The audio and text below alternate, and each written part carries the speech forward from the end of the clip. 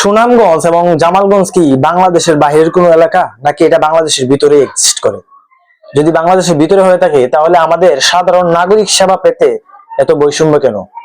নাকি আমরা জামালগঞ্জবাসী বিদ্যুতিক কোনো বিল দিই না আমরা সরকারকে? যদি বিল দিয়ে থাকি বা বিল নেওয়ার সময় তো 1 টাকাও ছাড় পাই না, তাহলে আমাদের বিদ্যুৎ সেবা পেতে এত টুনকো অজুহাত এবং এত বৈষম্য কেন? আসসালামু আলাইকুম সবাইকে। জামালগঞ্জ উপজেলায় প্রতিটি ইউনিয়নে জামালগঞ্জ, শাসনা, বেহেলি, কেনারবাগ, ভীমখালী ইউনিয়নের প্রতিটা গ্রামে 4 থেকে 5 ঘন্টা করে কারেন্ট থাকে না। আর যখন আসে অনলি 20 মিনিট, 30 মিনিট বা সর্বোচ্চ 1 ঘন্টা থেকে আবার চলে যায়, আবার 4-5 ঘন্টা পর আবার আসে। এখন প্রশ্ন হলো, এই তীব্র গরমে মাত্র 20 মিনিট বা আধা ঘন্টা, সর্বোচ্চ 1 ঘন্টা কারেন্ট নিয়ে কি জামালগঞ্জবাসী সুস্থভাবে বেঁচে থাকতে পারে? অথচ শুনলাম জামালগঞ্জে সারা দেশে গ্রাহক পর্যায়ে আবাসিক বিদ্যুতের দাম ইউনিট প্রতি গড়ে 1 টাকা থেকে 1 টাকা 52 পয়সা থেকে ধাপে ধাপে সেটা 10 টাকা 63 টাকা পর্যন্ত করা হয়েছে, এবং যা চলতি মাসের বিলিং চক্র থেকে কার্যকর করা হবে। দাম বাড়লো, এখন প্রশ্ন হচ্ছে দাম বাড়লো কিন্তু বিদ্যুৎটা আসলে গেল কই? একটা পরিসংখ্যান শুনুন। জামালগঞ্জ উপজেলায় বিদ্যুতের চাহিদা প্রায় 10 মেগাওয়াট, কিন্তু সরবরাহ করা হচ্ছে মাত্র 3 মেগাওয়াট। এই 7 মেগাওয়াট ঘাটতি মাথায় নিয়ে আমাদের জামালগঞ্জবাসী প্রতিনিয়ত জীবনযাপন করতেছে। আর এর ফলে প্রতিদিন 20 থেকে 22 ঘন্টা লোডশেডিং বুক করছে পুরো উপজেলার মানুষ। এখন অনেকেই বলতে পারে, মানুষের কাছে যখন আগে কারেন্ট ছিল না জামালগঞ্জবাসীর বা সুনামগঞ্জবাসীর, তখন তারা কিভাবে থাকতো? একটা উদাহরণ দেই। উদাহরণটা হলো, ধরেন আপনি টিনের চালে উঠবেন, আপনার কাছে মই নাই, তাহলে কিভাবে উঠবেন? হয় আপনি বসে থাকবেন, এটা মেনে নেবেন, অথবা অন্য কোনো বিকল্প ব্যবস্থা করবেন, তাই না? কিন্তু কেউ এসে যখন আপনাকে বলবে যে ভাই আমার কাছে মই আছে, নেন আমি আপনাকে ধার দিলাম, ধার দেওয়ার পর আপনি বিশ্বাস করে তার মইটা ধার নিলেন, তারপর টিনের চালে উঠলেন। উঠার পরে যখন ওই যে ধার দিছে ওই ব্যক্তি যদি বলে যে ভাই আমি আপনাকে মই দিব না, তাহলে কি এটা ওই মানুষ মেনে নিবে? আপনি দিতেন না, আগেই দিতেন না, তাই না? তো আরেকটা উদাহরণ দেই।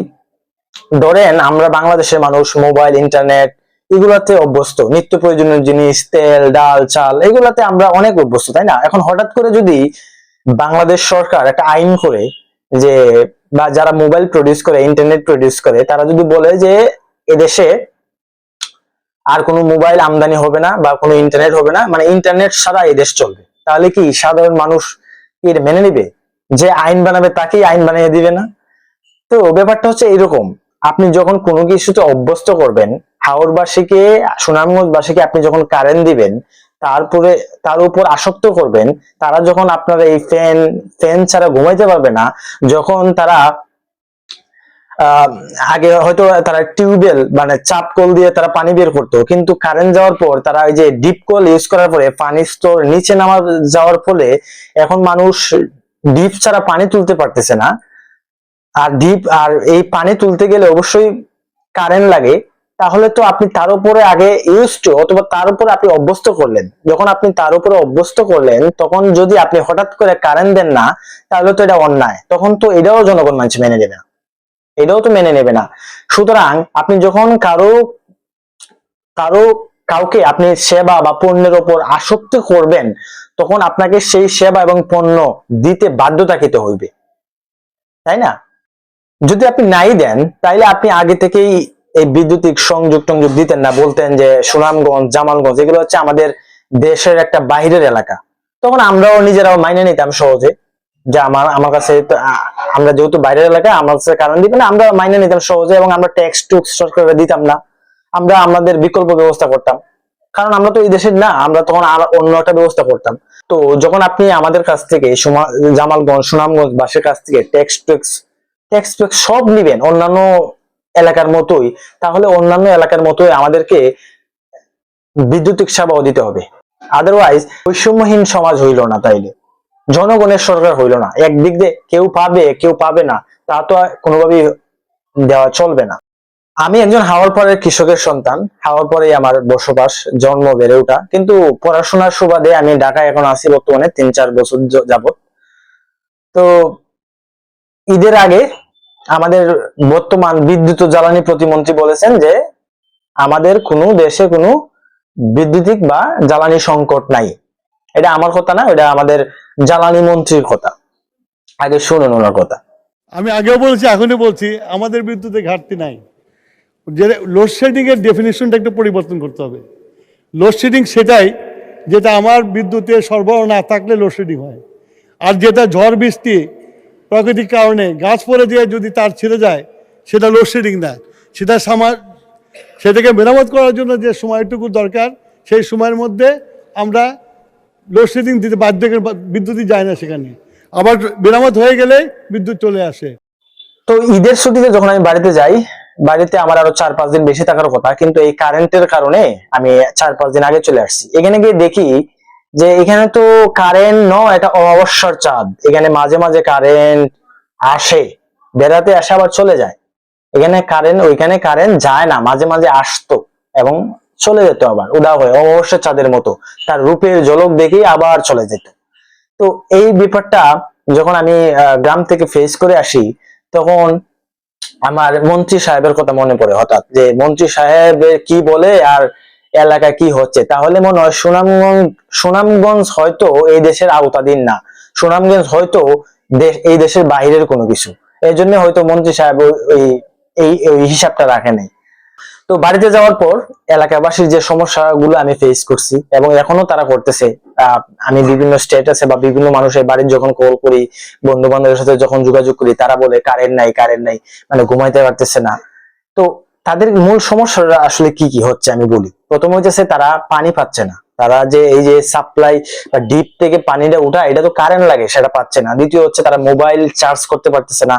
এই সারাদিনে যদি 24 ঘন্টায়, যেখানে 24 ঘন্টায় অন্তত 15 থেকে 20 ঘন্টা বেশিরভাগ সময় কারেন্ট থাকার কথা, সেই জায়গায় মাত্র 2 ঘন্টা, 2 থেকে 3 ঘন্টা পাচ্ছে, বাকি সময় পাচ্ছে না। তো এই যে সমস্যা, মানুষ তো আমরা ইন্টারনেটের উপর এখন পুরোপুরি নির্ভরশীল। যখন মানুষ ইন্টারনেটের উপর নির্ভরশীল, তখন মানুষ তার মোবাইল চার্জ করতে পারতেছে না, ব্যবসায় সমস্যা, ঘুমাইতে পারতেছে না। আগে তো মানুষ, মানে আমিও দেখতাম যে যখন আমাদের এলাকায় কারেন্ট ছিল, মানুষ শীতলপাটি বা মোমবাতি জ্বালিয়ে পড়াশোনা করতো। তো এই দিন তো এখন নাই। এখন এই দিন যদি আগে থাকতো, তাহলে মানুষ হইতেছে আদিম যুগেই থাকতো, তাই না? আদিম যুগে তো আমরা নাই। আদিম যুগেও মানুষ যখন কারেন্ট আবিষ্কার হয়েছে না, তখনও মানুষ বসবাস করতো না।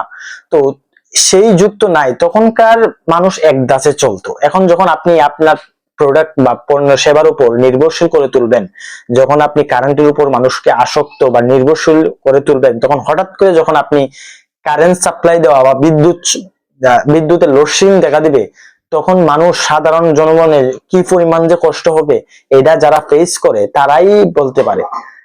যারা 24 ঘন্টায় কারেন্টের ভিতরে থাকে বা এসির তলে থাকে, তারা আসলে এই হিসেবটা বুঝবে না। তো কি কি সমস্যা হচ্ছে?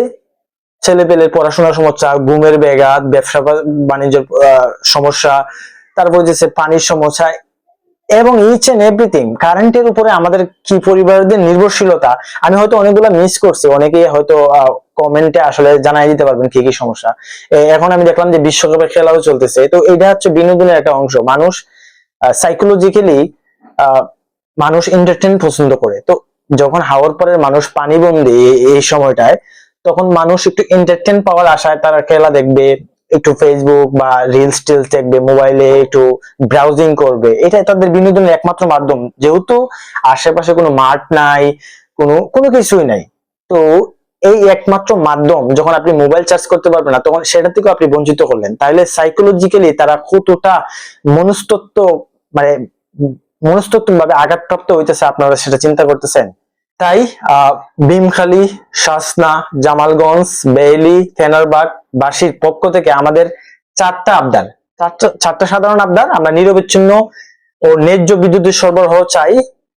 সুনির্দিষ্ট লোডশেডিং ও সূচি প্রকাশ করতে হবে, যে কখন কারেন্ট আসবে, কখন যাবে, বা কোন এলাকায় কতক্ষণ থাকবে, এটা প্রকাশ করতে হবে। ঘাটতি কমাতে সরকারকে জরুরি পদক্ষেপ নিতে হবে দ্রুতই।